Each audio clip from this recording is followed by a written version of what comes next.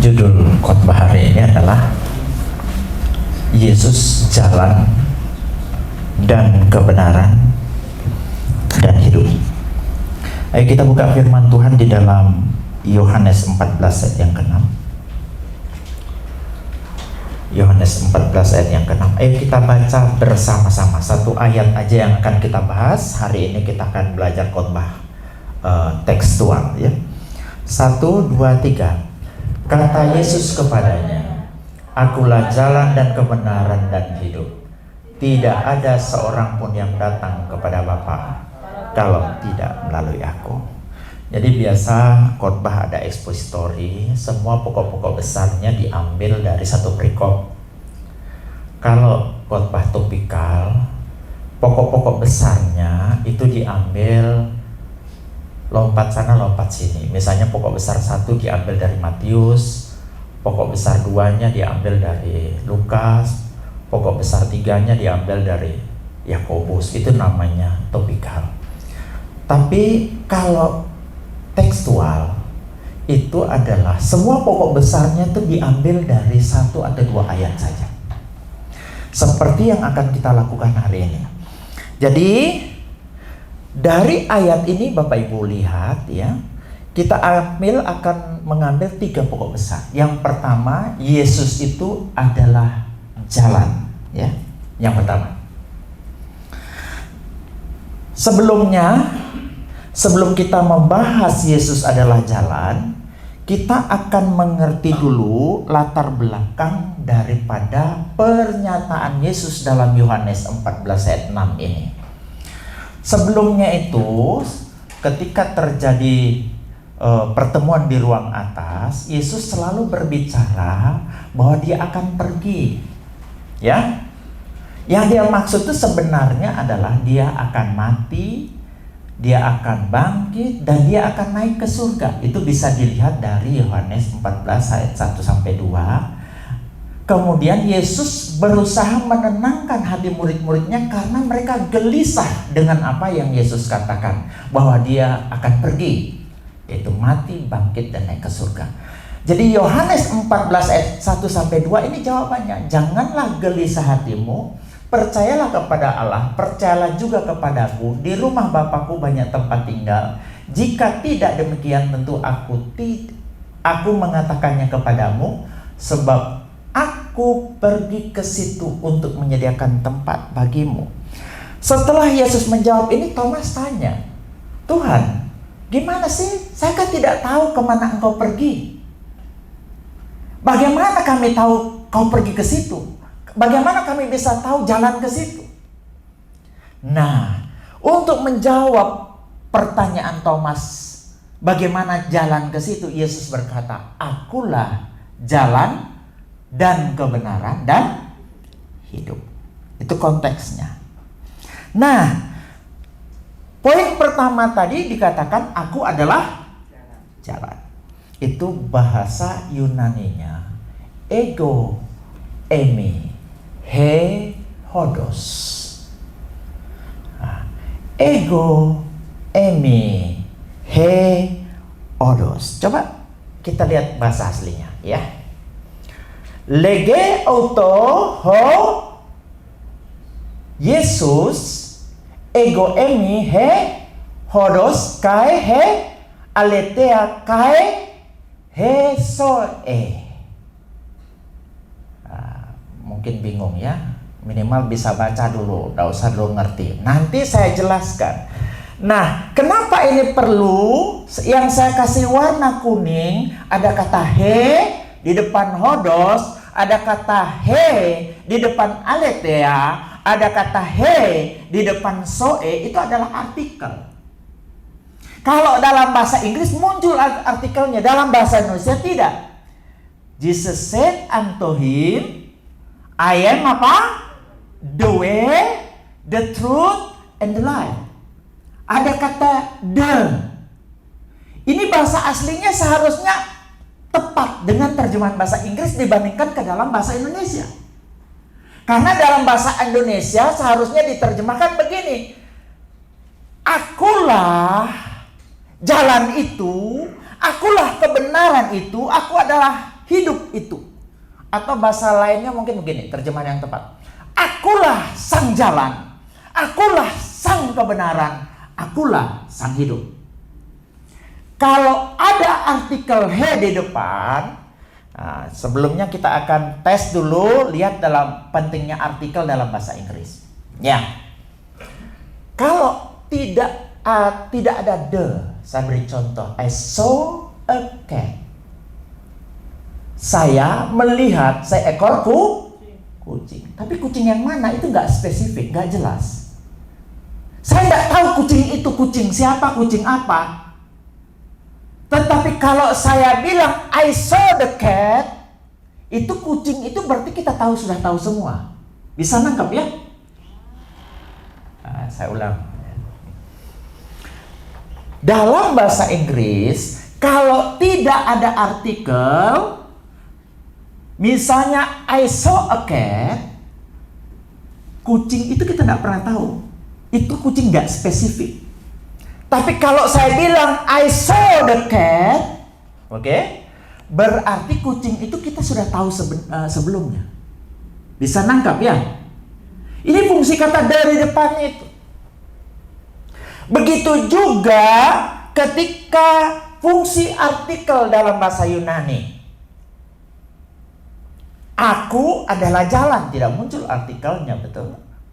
Ini bisa berarti salah satu jalan dari banyak jalan. Tetapi karena dia pakai artikel ego emi he hodos, aku adalah jalan itu sendiri. Bisa nangkap? Karena ada artikel he di situ. Ego emi he hodos, kai he aletheia, kai he soe. Jadi yang dia maksudkan di sini adalah dengan memasang artikel di situ, Yesus mau katakan, saya ini loh adalah sang jalan itu. Saya bukan sekedar penunjuk jalan, tapi sayalah jalan itu. Ini yang mau ditekankan oleh penggunaan artikel he di situ.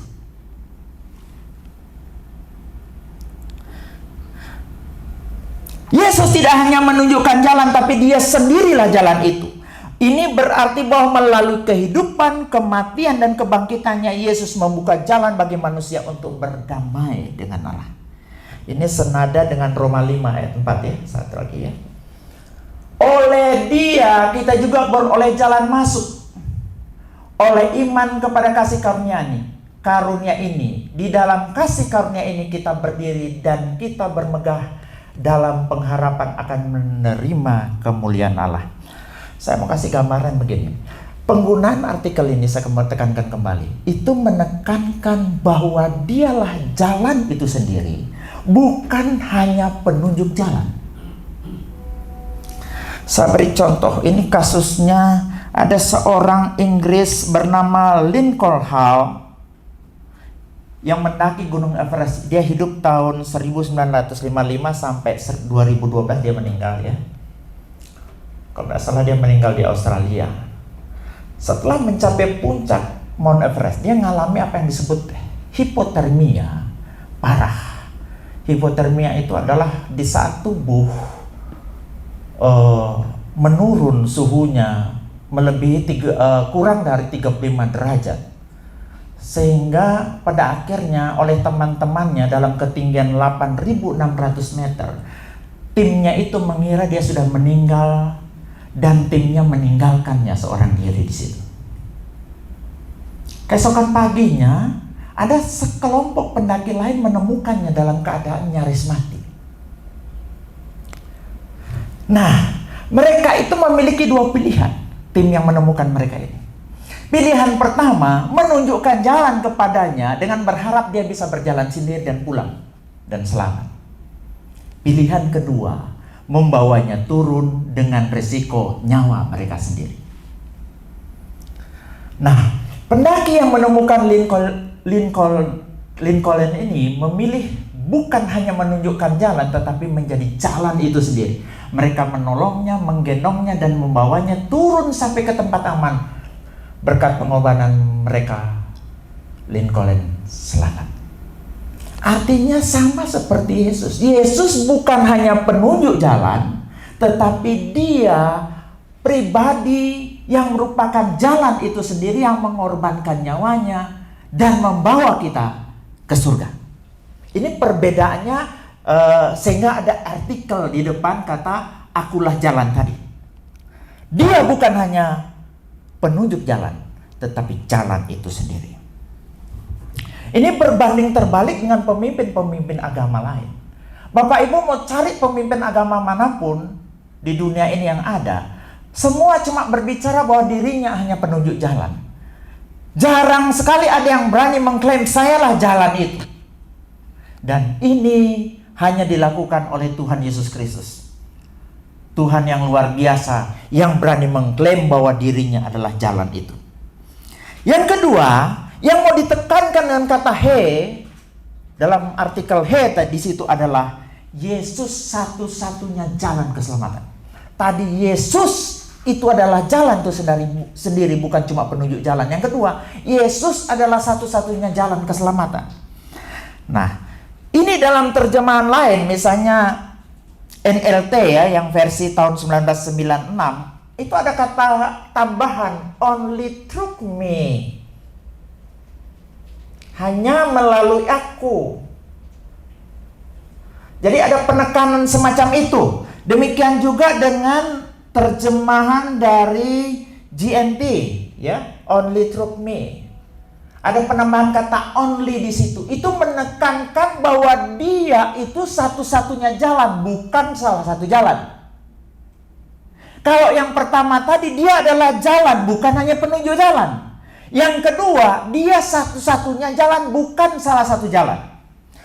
Itu manfaat dari frase he di depan tadi. Ya. Dan ini diteguhkan dan dikuatkan di dalam Kisah Para Rasul 4 ayat 12. Dan keselamatan tidak ada di dalam siapapun juga selain di dalam dia. Sebab di bawah kolong langit ini tidak ada nama lain yang diberikan kepada manusia yang olehnya kita dapat diselamatkan. Sama. Yang ketiga, yang mau disampaikan di sini melalui artikel tadi adalah Yesus satu-satunya cara kita terhubung dengan Bapa. Ini nomornya keliru ya. Yesus adalah satu-satunya cara kita terhubung dengan Bapa. Coba kita lihat ayat yang ke 1 Timotius 2 ayat 5. Karena Allah itu esa dan esa pula pengantara antara Allah dan manusia, yaitu manusia Kristus Yesus. Yohanes 4 ayat 23. Tetapi saatnya akan datang dan sudah tiba sekarang bahwa penyembah-penyembah benar akan menyembah Bapa dalam apa? Roh dan kebenaran, sebab Bapa menghendaki penyembah-penyembah demikian. Ini poin kedua nanti. Kita akan berbicara ego emi he aletheia. Akulah kebenaran itu.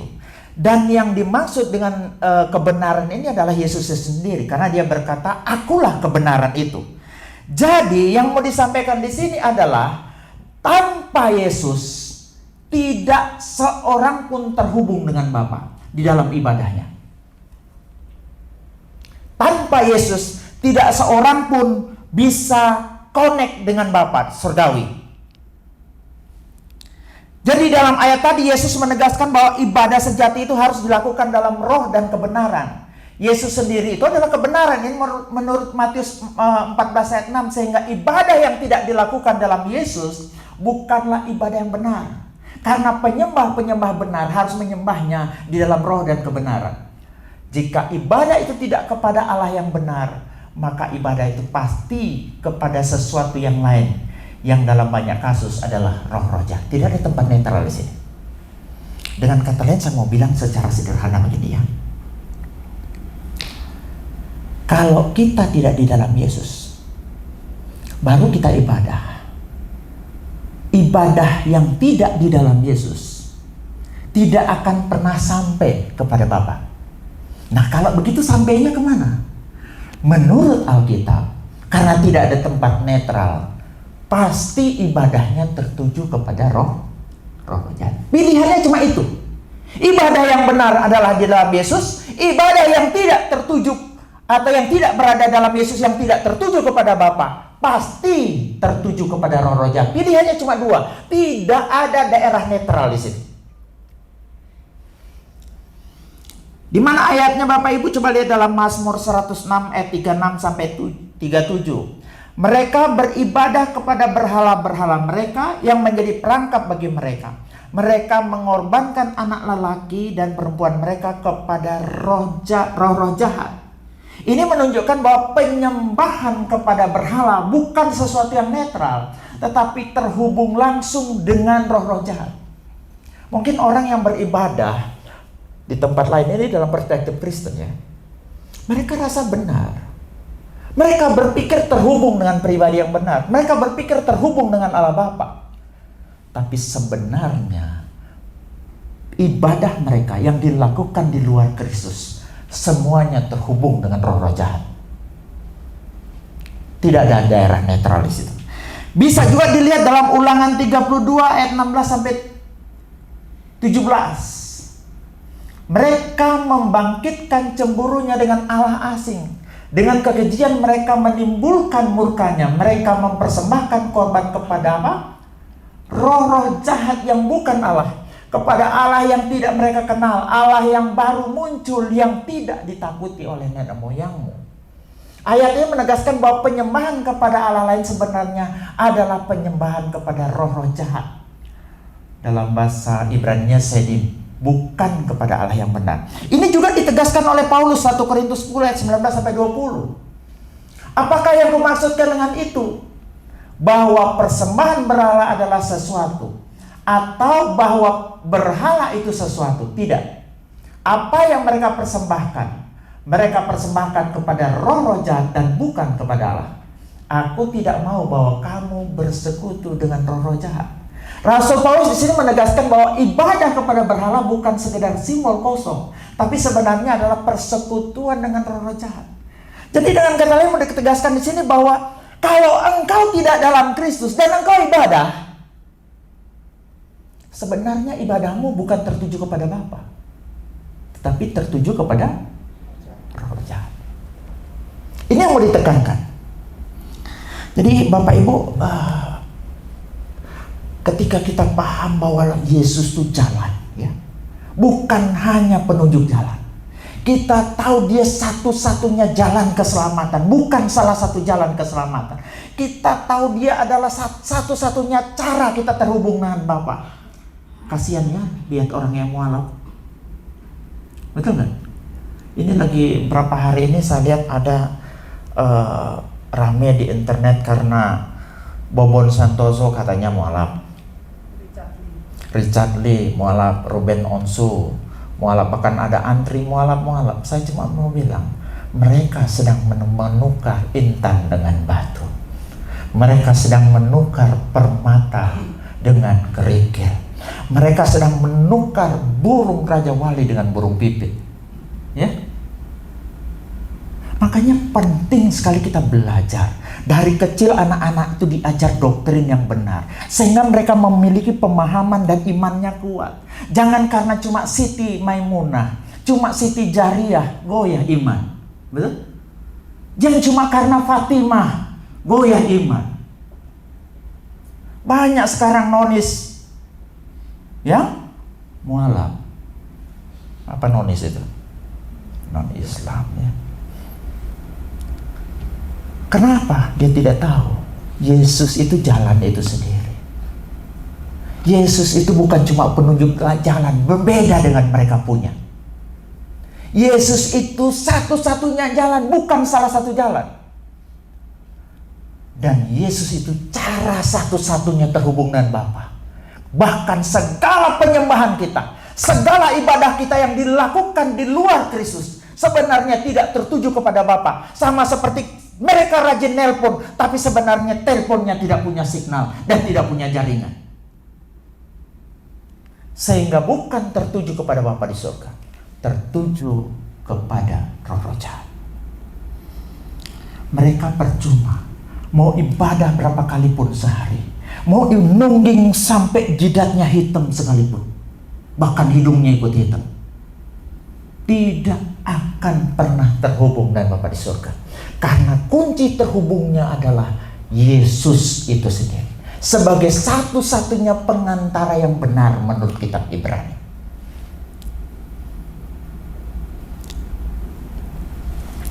Bahkan mungkin ada yang rajin memberi sesajen. Sehari menaruh sesajen di pohon ini, di depan rumah, di tempat-tempat tertentu. Tetap tidak ada faedahnya dalam kacamata Alkitab, dalam kacamata kekristenan.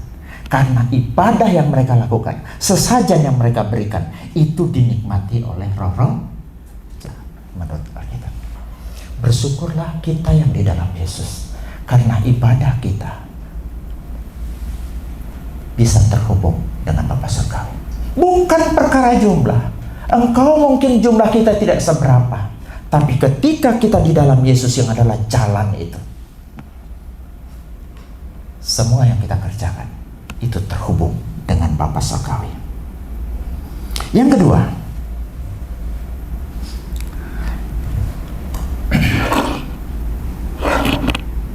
Yesus adalah kebenaran.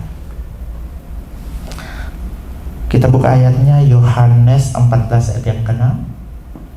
Kata Yesus kepadanya, akulah jalan. Itu yang pertama tadi. Yang kedua berarti akulah kebenaran. Jadi kalau mau dipotong-potong ayat ini Bapak Ibu, yang pertama tadi ego emi he hodos. Yang kedua ini ego emi he ale. Yang pertama tadi, aku adalah sang jalan. Akulah jalan itu. Yang kedua, akulah kebenaran itu. Akulah sang kebenaran. Apa yang mau disampaikan di sini sebenarnya oleh Yesus melalui Yohanes 14 ayat 6 ketika dia mengatakan dirinya bahwa dialah ada kebenaran. Yesus mau menyatakan bahwa dirinya adalah Allah. Masih banyak orang tidak percaya bahwa Yesus itu adalah Allah. Aliran liberal, server sebelah RT06 ya Bu Edi, masih tidak percaya, memang menganggap bahwa Yesus itu hanya manusia biasa. Ada seorang apologet Islam ya, namanya Dr. Abdul Karim Naik ya, yang terkenal dengan Dr. Zakir Naik. Ini kalau nggak salah orang India aslinya, anak buahnya Ahmad Didat. Nah, dia selalu punya pertanyaan andalan, sama seperti Ahmad Didat. Dia selalu kalau khotbah atau sedang debat, dia akan selalu berkata, di mana Yesus berkata, saya adalah Tuhan dan sembahlah saya. Pasti dia ngomong begitu. Ini adalah pertanyaan andalan daripada Zakir Naik. Nanti kalau Bapak Ibu yang suka nonton Zakir Naik ya, dia selalu bertanya begini, di mana Yesus berkata saya adalah Tuhan dan sembahlah saya. Kalau ada yang bisa mengatakan itu, saya akan masuk Kristen. Begitu dah andalannya. Tapi dia tidak tahu, begitu banyak bukti yang membuktikan bahwa Yesus itu adalah Tuhan. Mungkin dia tidak minta dia disembah, tapi dia tidak pernah menolak penyembahan. Ya. Apa bedanya? Nah, ada berapa bukti ya sebelum saya bahas masalah akulah kebenaran. Bukti pertama, dia mengampuni dosa. Satu saat ini ayat nanti boleh dilihat dalam Markus 2 ayat 5 sampai 7. Ini ceritanya Yesus suatu saat di Kapernaum, dekat kampungnya Nazaret. Pas dia ada di Kapernaum, tiba-tiba begitu antusiasnya orang datang banyak dan membawa seorang lumpuh. Orang lumpuh itu kemudian dinaikkan ke atas lotengnya, turunkan, karena imannya Yesus sembuhkan. Dia berkata, hai anakku, dosamu sudah diampuni. Orang yang melihat waktu itu, orang-orang Farisi, ahli-ahli Taurat bilang, loh kok waninya ya? Tuhan Yesus kok Yesus berani ngampuni orang ya? Begitu mereka dengar, mereka berkata begitu, ya ini menghujat Allah. Karena bukankah yang bisa ngampuni itu cuma Tuhan Allah? Kok dia berani-beraninya ngampuni dosa orang? Ini menghujat Allah. Jadi ini didasarkan pada perjanjian lama. Karena hanya Allah yang dapat mengampuni dosa manusia. Yesaya 43:25. Ketika Yesus mengampuni dosa orang lumpuh, orang Yahudi menganggapnya sebagai penghujatan karena itu berarti dia mengklaim otoritas ilahi atau mengklaim dirinya adalah Ketika dia bilang dosamu sudah diampuni, pada saat yang sama dia bilang saya ini loh Allah, karena saya bisa ngampuni dosa kamu. Apakah ini tidak cukup kuat untuk membuktikan bahwa Yesus menyatakan dirinya bahwa dia adalah Allah? Yang kedua, ketika dia menggunakan gelar ego eimi, aku adalah. Yohanes 8 ayat 58-59. Aku berkata kepadamu, sesungguhnya sebelum Abraham jadi, aku telah ada, ego eimi. Lalu mereka mengambil batu untuk melempari dia.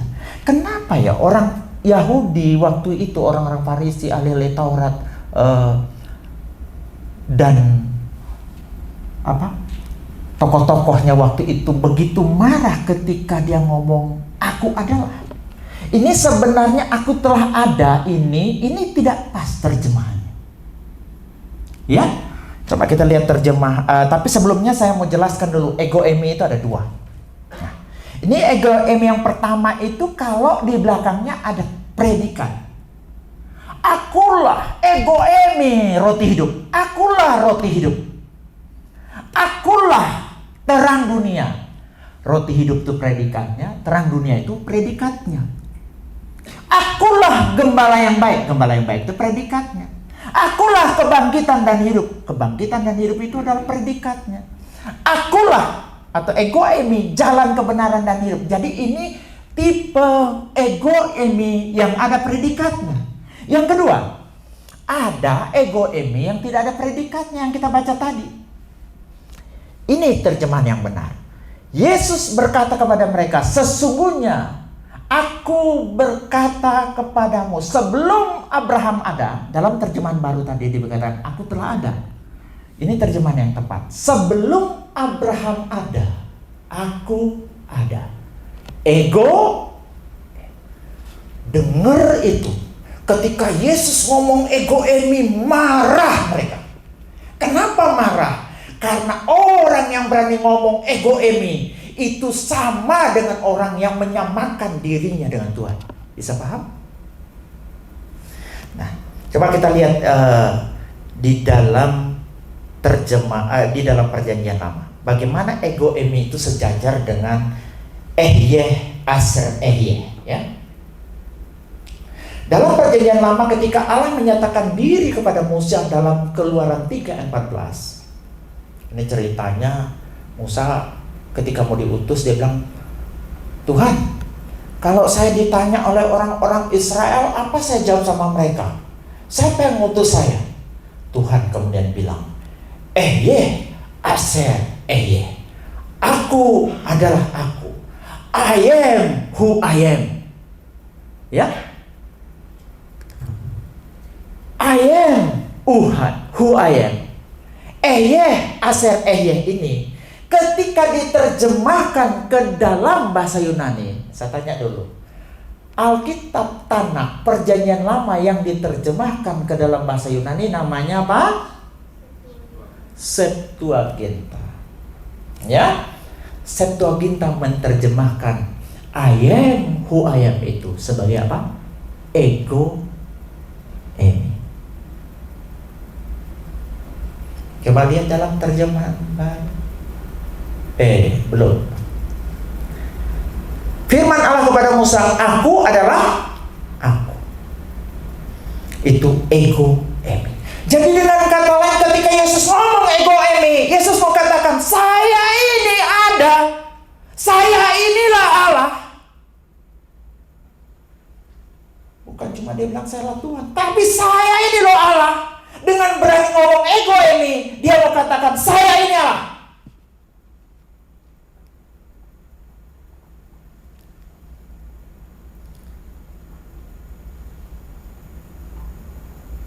Kemudian yang ketiga,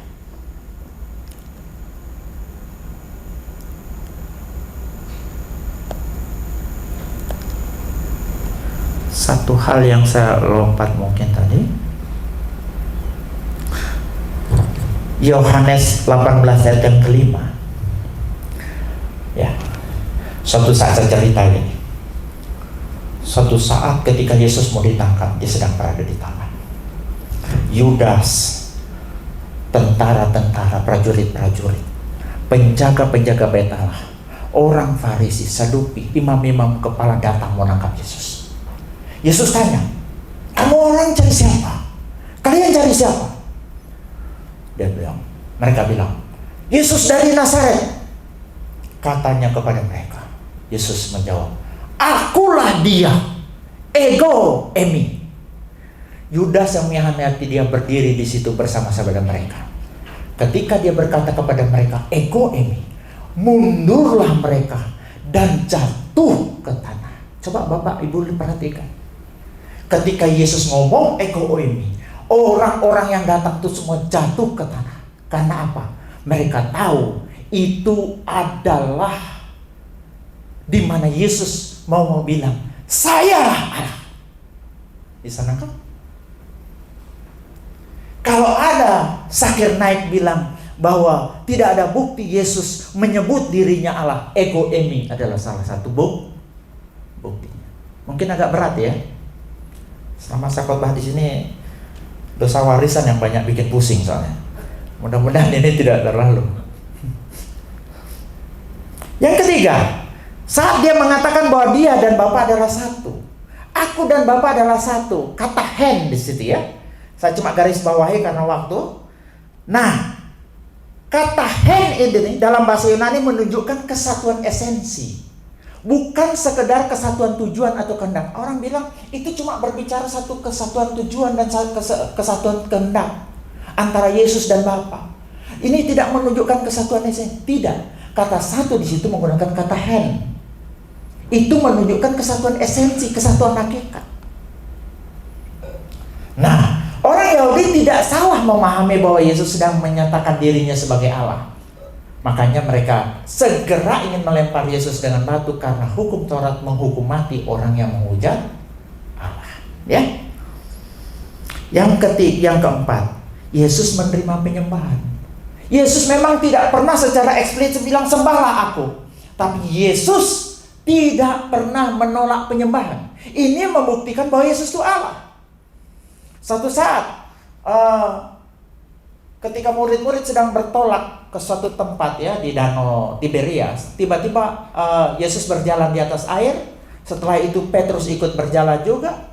Kemudian mereka naik ke atasnya, dan setelah itu mereka dikatakan dalam Matius 14 ayat 33 ini, dan orang-orang yang ada di perahu menyembah dia. Itu menyangkut mungkin murid-murid, ada juga mungkin orang lain, semua menyembah dia. Dan Yesus tidak menolak penyembahan. Memang dia tidak pernah minta disembah secara eksplisit di dalam Alkitab, tetapi dia tidak menolak penyembahan adalah bukti bahwa Yesus itu Allah. Ini juga dalam Matius 28 ayat 9 ketika Yesus bangkit. Perempuan-perempuan datang berkumpul dan murid-murid mereka melihat Yesus, kemudian mereka mendekatinya dan memeluk kakinya serta menyembahnya, dan Yesus tidak menolak ketika disembah. Walaupun kemudian masih ada orang yang ragu-ragu ya, masih nanti dilihat dalam Matius 28 ayat 17. Nah, di dalam Yudaisme Bapak Ibu, yang boleh disembah itu cuma Allah loh. Kalau Yesus tidak menolak penyembahan, tidak menolak ketika dia disembah, ya itu membuktikan bahwa dia itu Allah. Ini bisa dibandingkan dengan malaikat-malaikat yang ketika malaikat itu turun, ada orang yang mau menyembah dia, malaikat menolak. Petrus ketika di rumahnya Cornelius berusaha menyembah dia, Petrus menolak untuk disembah oleh Cornelius. Karena memang dia hanya manusia biasa. Tetapi Yesus itu menerima penyembahan. Itu membuktikan bahwa dia itu adalah Allah itu sendiri. Yang kelima, mengklaim kuasa atas hari Sabat.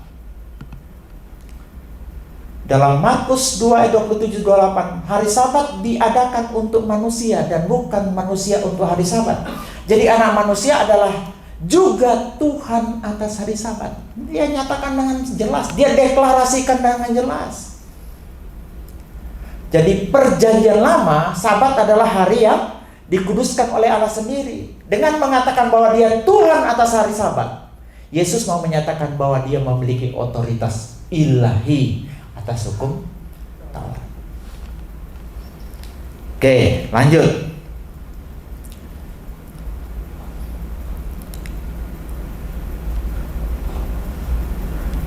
Mengaku sebagai anak Allah dengan makna ilahi. Jadi kan kita juga disebut anak-anak Allah ya, tetapi anak adopsi. Tetapi ke dalam konteks Yesus ngomong dirinya anak Allah, itu dalam budaya Yahudi itu penghujatan luar biasa. Karena orang yang mengaku bahwa dia anak Allah itu sama dengan atau menyetarakan dirinya dengan Allah itu sendiri. Dan Yesus lakukan. Ketika dia ngomong dirinya bahwa dia adalah anak Allah, itu pada saat yang sama dia mau mengkonfirmasi, mau mendeklarasikan, mau menyatakan saya ini Allah. Yang ketujuh, ini yang kita baca tadi. Ketika dia mengklaim dirinya ego emi he apa tadi? Hodos. Akulah sang kebenaran. Perjanjian lama itu yang dianggap kebenaran itu cuma Allah. Ke dalam tanganmu kuserahkan nyawaku, Mazmur 31 ayat 5. Engkau menebus aku ya Tuhan, Allah yang setia. Di situ kata setia diterjemahkan, padahal kata emet itu engkau Allah yang benar. Engkaulah kebenaran itu. Begitu juga dalam Yesaya 65 ayat 16 ya. Sehingga orang yang hendak diberkati di negeri akan memohon berkat demi Allah yang benar. Amen.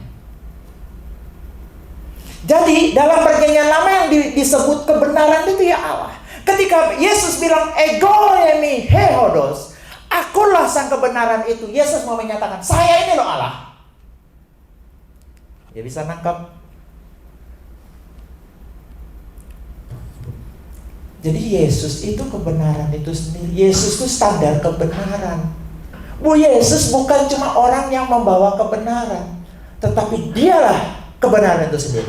Dialah standar kebenaran itu sendiri. Yang kedua dia mau sampaikan apa? Yesus menyatakan dirinya bahwa dialah kebenaran yang absolut. Nah, coba lihat dalam naskah aslinya itu. Ego emi heodos kai he aletheia kai hesoi. Ego emi he aletheia. Kembali lagi artikelnya itu ya. Kata he di situ ya. Nah, sebelumnya saya mau sempat singgung sedikit. Di dalam bahasa Yunani itu kebenaran itu ada dua. Benar itu ada dua. Satu aletheia, yang satu dikaios. Nah, yang digunakan di sini itu aletheia. Aletheia itu berarti sesuatu yang sejati, nyata, dan tidak tersembunyi. Jadi ketika dia bilang, sayalah aletheia itu, dia mau bilang, sayalah kebenaran sejati itu. Sayalah kebenaran absolut itu. Sayalah standar kebenaran itu. Nah, dikaios itu adalah kebenaran, belum? Dalam arti keadilan moral. Ini lebih saya hidup benar sesuai dengan firman Tuhan itu dikaios. Ya, kalau standarnya itu aletheia. Kebenaran absolut itu aletheia. Dikaios itu adalah akibat atau buah daripada aletheia. Ketika kita hidup di dalam aletheia, kehidupan kita dalam aletheia itu akan menghasilkan dikaios. Nah, jadi apa yang mau Yesus mau sampaikan? Yesus bukan sekedar pembawa kebenaran, Bukan sekedar penyampai ajaran benar, dia adalah esensi dari kebenaran itu sendiri. Dia adalah kebenaran sejati atau kebenaran absolut. Bapak Ibu, ini penting untuk dipahami. Kalau selera mah boleh relatif. Selera itu boleh relatif. Selera makan masakan apa boleh relatif. Orang Jawa Tengah suka makanan-makanan manis dan Jogja. Itu katanya menurut mereka yang enak. Orang Surabaya suka makanan yang agak asin. Orang Padang suka makanan kaya rempah dan agak pedas. Betul? Selera. Masing-masing bilang, saya punya yang paling enak, saya punya yang paling sedap, saya punya yang paling nikmat. Itu sih selera. Selera sampai lebaran monyet nggak bakalan ketemu. Karena sifatnya selera itu relatif. Makanya nggak perlu berantem, ini enak atau tidak. Ya tergantung lidah masing-masing dong. Betul nggak? Kalau Bapak Ibu pernah tahu makanan namanya surströmming, ini dia dapat predikat juara 1 makanan paling bau di dunia. Ini adalah ikan yang difermentasi dari Swedia yang dikenal sebagai makanan yang paling baunya gak enak. Dia pegang predikat nomor 1. Bagi orang Swedia ini enak. Tapi bagi kita baru dibuka kalengnya, mungkin kita sudah muntah. Ya, relatif. Karena masalah selera. Ada lagi yang namanya balut. Balut adalah makanan khas Filipina. Ya. Ini telurnya sudah hampir menetas, tapi tidak ditetasin, tapi dimasak sedemikian rupa. Ya. Ini biasanya telur bebek atau telur ayam yang telah dibuahi dan berisi embrio sehingga hampir berkembang sempurna, kemudian direbus dan dimakan langsung dari cangkangnya. Kita baru lihat orang yang belum biasa mungkin sudah mual-mual, tetapi bagi mereka ini adalah makanan ini namanya relatif karena sifatnya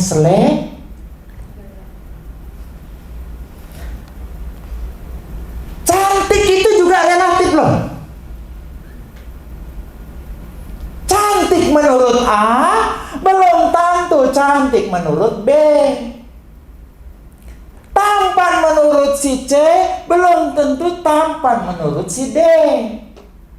Karena cantik dan tampan itu relatif. Itu masalah selera aja. Ibu Yuni cerita sama saya, ada orang bule ditanyain, apakah Bunga Citra Lestari cantik? Orang bule bilang biasa. Ditanya lagi, apakah Ayu Ting Ting cantik? Biasa saja. Jadi yang cantik menurutmu yang mana? Anggun Cita Sasmi. Kita kok jadi ketawa, lucu lihat. Padahal kulitnya Anggun agak Ini membuktikan bahwa cantik itu real. Bapak Ibu pergi ke Thailand, cantiknya mereka berbeda. Yang di sana cantik itu ada suku Karen namanya. Ini pasti yang dia senang dianggap cantik, lehernya panjang kayak jerapah gitu. Semakin panjang lehernya, semakin cantik. Sampai-sampai dibuatkan dari kalung kuningan semacam itu supaya mereka lehernya semakin panjang, karena leher yang semakin panjang dianggap sebagai simbol kecantikan. Relatif selera. Bapak Ibu pergi lagi ke pedalaman Afrika. Ada suku Mursi di sana. Adalah kelompok etnis pastoralis, ya. Nilotik di Ethiopia, ini suku di Ethiopia, terutama di zona Debu Omo, ya, dekat perbatasan dengan Sudan Selatan, dikenal dengan tradisi memasang piring di bibir bawah sebagai simbol kecantikan dan status sosial. Semakin besar piringnya, dianggap semakin Saya bayangkan kalau dia jadi WL di sini ya opo. Ini selera. Kalau menurut Bapak Ibu cantik kan? Cantik ya? Berarti seleranya sama.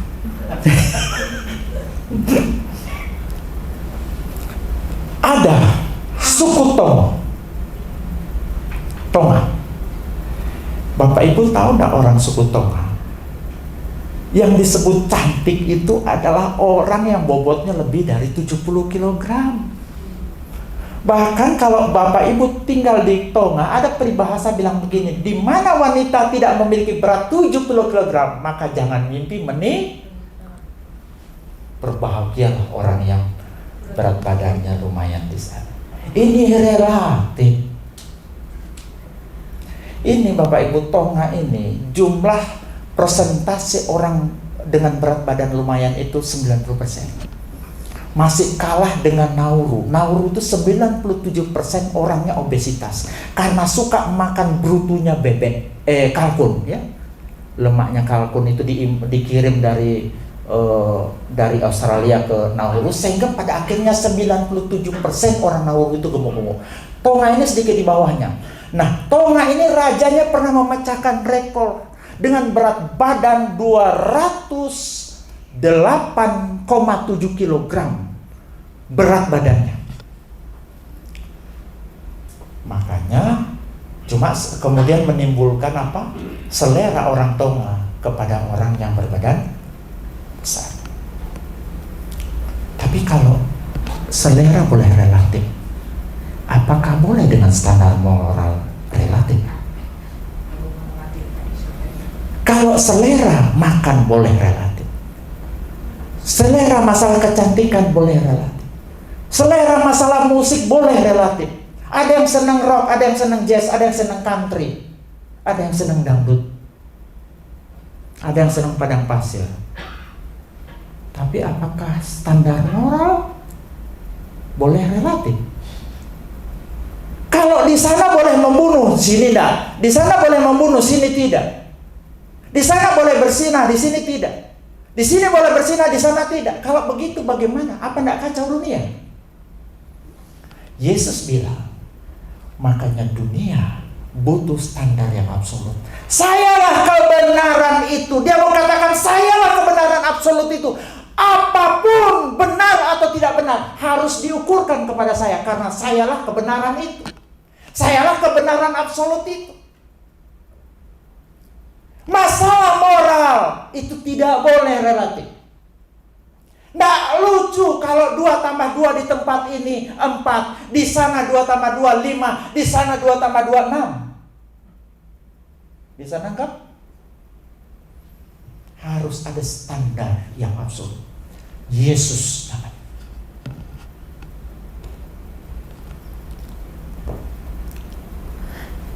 Pada zaman hakim-hakim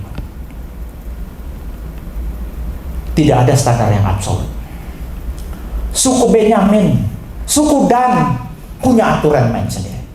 Menase punya aturan main sendiri.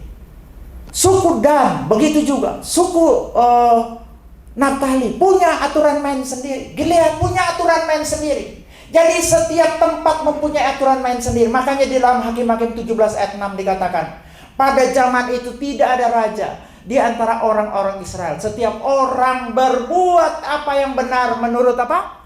Pandangannya sendiri. Kacau balau kalau tidak ada kebenaran yang sifatnya universal dan absolut.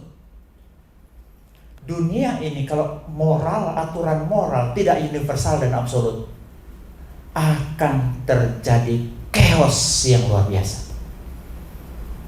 Seandainya standar Yesus sebagai kebenaran digunakan di semua tempat, aman dunia ini.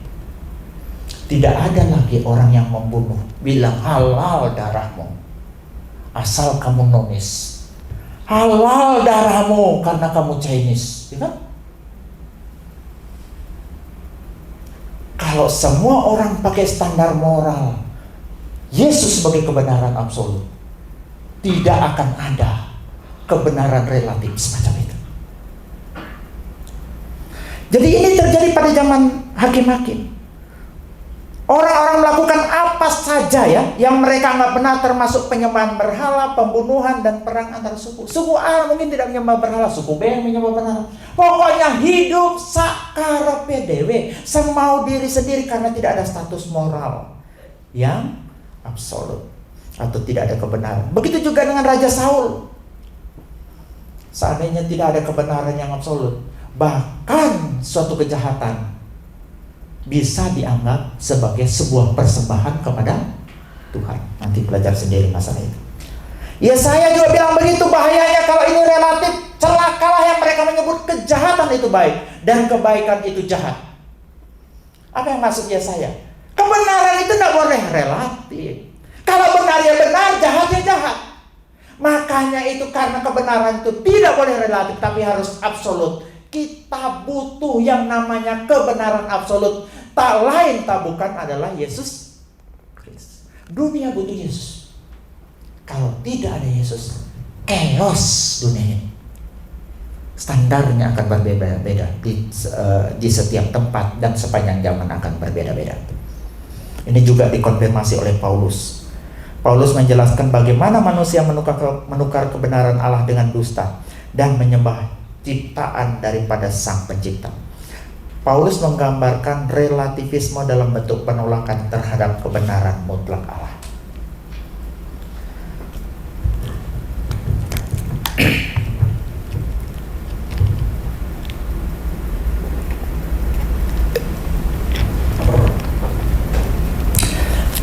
Nah, kemudian ada seorang ahli filsafat bilang begini, Immanuel Kant namanya.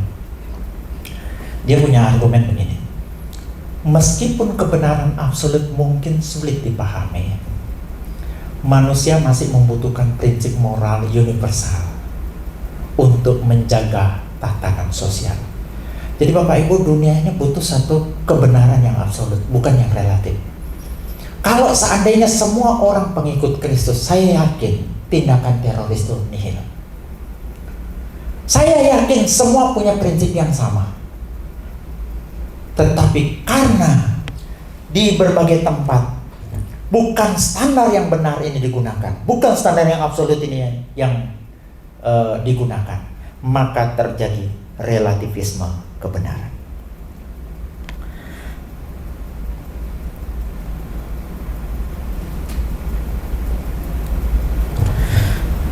Kita butuh standar kebenaran yang absolut dan universal, bahkan berlaku di semua tempat dan sepanjang zaman. Yang jawabannya adalah Yesus. Yang ketiga, Yesus menyatakan bahwa dirinya adalah kebenaran yang transformatifnya. Ini saya akan potong sedikit saja. Saya cuma mau bilang bahwa kebenaran Yesus itu yang kedua itu adalah kebenaran yang absolut. Yang ketiga ini bahwa kebenaran itu bukan cuma sembarang kebenaran, tapi kebenaran yang bisa merubah dan memerdekakan kita. Yohanes 8 ayat 32. Dan kamu akan mengetahui kebenaran, dan kebenaran itu akan memerdekakan kamu. Yesus menjelaskan bahwa kebenaran bukan hanya sesuatu yang diketahui, tetapi memiliki kuasa untuk membebaskan kita dari dosa, belenggu rohani, dan kebohongan dunia. Ini kebenaran yang ada dalam Yesus. Kebenaran ini juga bisa menguduskan. Kuduskanlah mereka dalam kebenaran. Firman-Mu adalah kebenaran. Nah, ini juga kebenaran yang bisa menghasilkan hidup yang baru. Makanya saya katakan tadi, dia bersifat transformatif. Siapa yang ada di dalam Kristus, ia adalah ciptaan baru. Yesus bukan hanya kebenaran, aletheia, tapi juga membuat kita menjadi benar, dikaios. Makanya dia punya kuasa merubah, transformasi di hadapan Allah melalui pengorbanannya. Yesus bukan hanya kebenaran atau aletheia, tapi juga membuat kita menjadi benar atau dikaios di hadapan Allah melalui pengorbanannya. Keduanya ini saling terkait dan penting dalam teologi Kristen. Kebenaran atau aletheia adalah dasar bagi kebenaran dikaios. Kebenaran aletheia adalah dasar bagi kebenaran dikaios. Kita hanya dapat hidup dengan benar di hadapan Allah jika kita memahami dan menerima kebenaran tentang dirinya dan jalan keselamatan yang telah Dia sediakan. Yang ketiga, terakhir, Yesus adalah hidup. Yesus adalah jalan. Ego eimi he hodos. Yang kedua, ego eimi he aletheia. Yang ketiga, ego eimi he soe. Kata Yesus kepadanya, akulah jalan dan kebenaran dan hidup. Tidak seorang pun datang kepada Bapa kalau tidak melalui aku.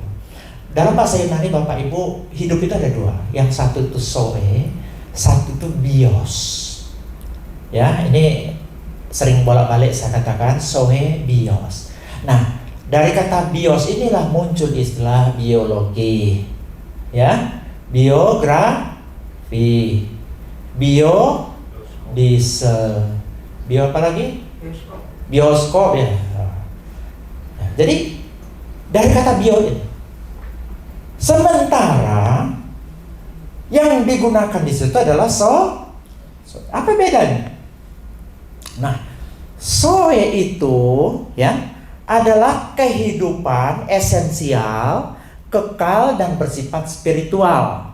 Sedangkan bios kehidupan fisik, temporal dan praktis.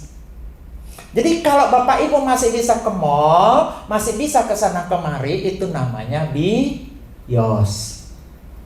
Ya. Yang kedua, domain.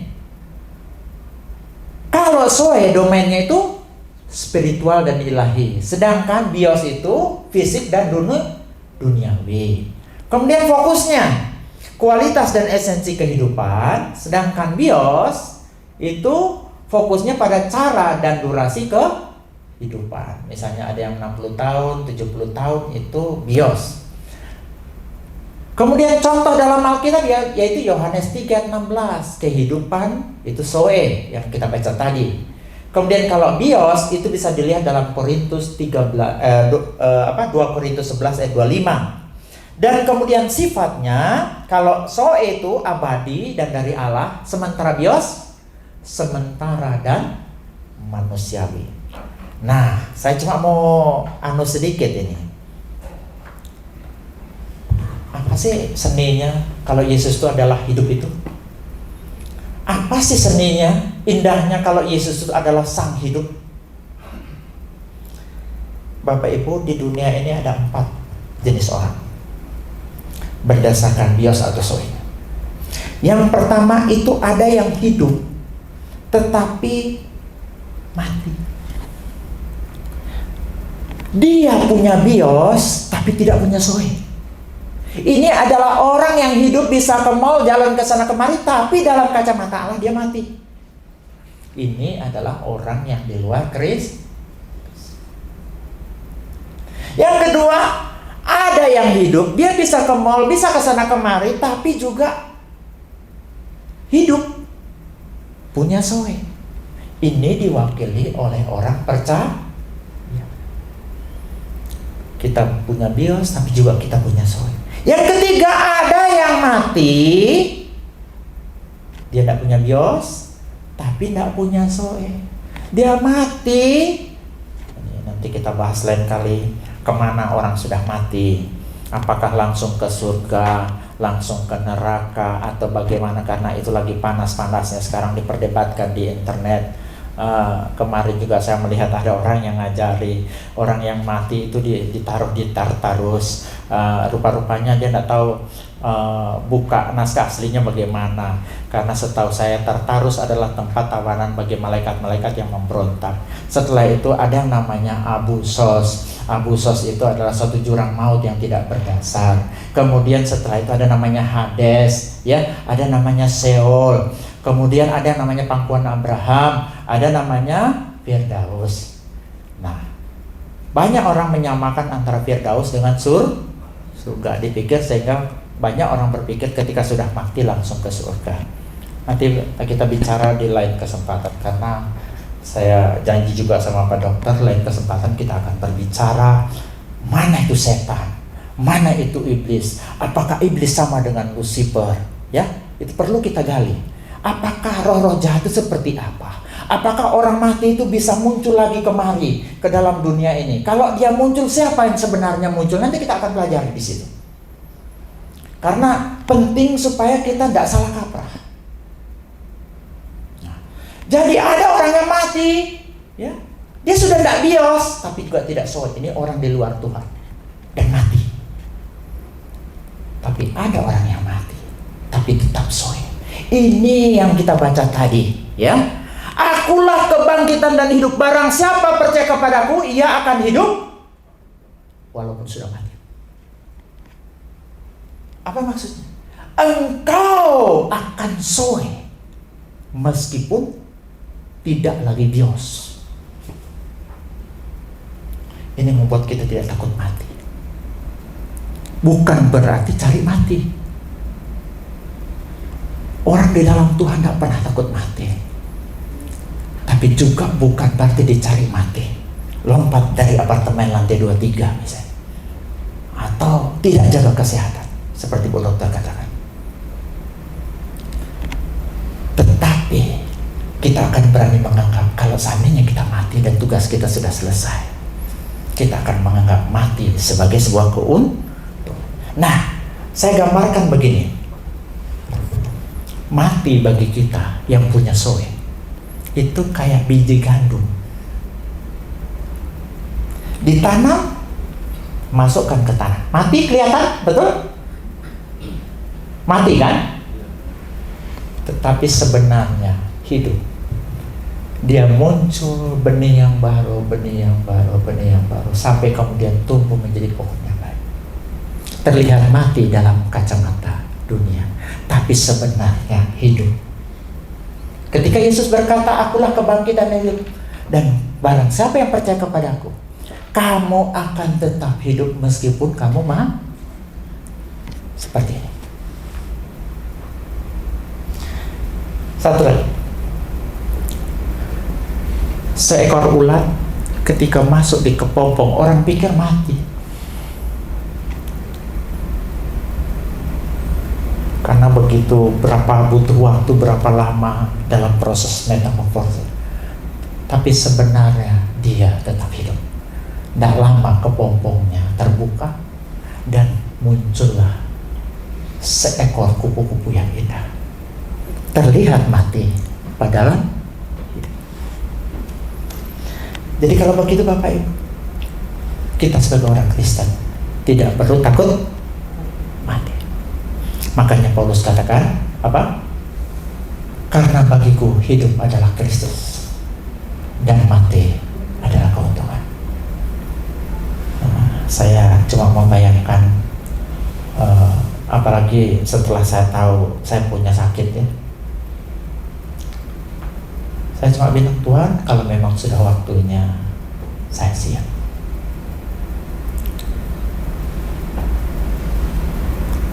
Oh ya, anak-anak, mereka itu punyanya Tuhan, kok bukan punya saya. Saya bertanggung jawab sama mereka. Tetapi kalau Tuhan memang memanggil saya, pasti Tuhan juga yang akan menyiapkan, melayani mereka, mengembalakan mereka dengan caranya yang ajaib dan luar biasa. Orang yang tahu bahwa Yesus itu hidup, dia akan tetap hidup meski sudah mati. Yang kedua, dia tidak akan pernah takut mati. Bukan berarti kalau kita tidak takut mati, kita cari mati. Semuanya karena apa? Semuanya karena Yesus itu hidup. Sebab dia hidup. Yesus adalah jalan. Waktu Yesus adalah jalan, dia adalah jalan itu sendiri, bukan penunjuk jalan. Saya ingatkan kembali. Yang kedua, dia satu-satunya jalan, bukan salah satu jalan. Yang ketiga, dia adalah satu-satunya jalan atau cara terhubung dengan Bapa. Sehingga penyembahan apapun di luar Yesus tidak pernah sampai pada Bapa, tetapi tertuju kepada Roh Jahat. Yang kedua, Yesus adalah apa maksudnya? Dia mau menyatakan bahwa dirinya Allah. Ketika dia bilang dia kebenaran, dia mau bilang saya ini Allah. Karena yang dalam perjanjian lama dianggap kebenaran itu cuma Allah. Ketika dia bilang dirinya adalah kebenaran, dia mau bilang saya ini loh Allah. Yang kedua, dia adalah kebenaran yang absolut, bukan relatif. Dunia boleh relatif, makanya dunia perlu Yesus karena perlu kebenaran yang absolut. Yang ketiga, ya, kebenaran yang transformatif. Dia bisa merubah, memerdekakan kita dari dosa. Kalau cuma ajaran tentang kebenaran tidak bisa, tapi Yesus kebenaran yang bisa merubah kita, memerdekakan kita. Yang ketiga, Yesus adalah hidup. Kalau Yesus hidup, apa artinya? Saya ingatkan sekali lagi, ayo. Kalau Yesus hidup, ada jaminan bahwa kita tetap hidup meskipun sudah mati. Yang kedua, kita tidak perlu takut mati. Karena Yesus hidup, sebab Dia hidup. Kalau tugas kita sudah selesai, orang yang sungguh-sungguh hidup di dalam Kristus yang hidup akan melihat kematian sebagai sebuah keuntungan. Tuhan Yesus memberkati kita sekalian.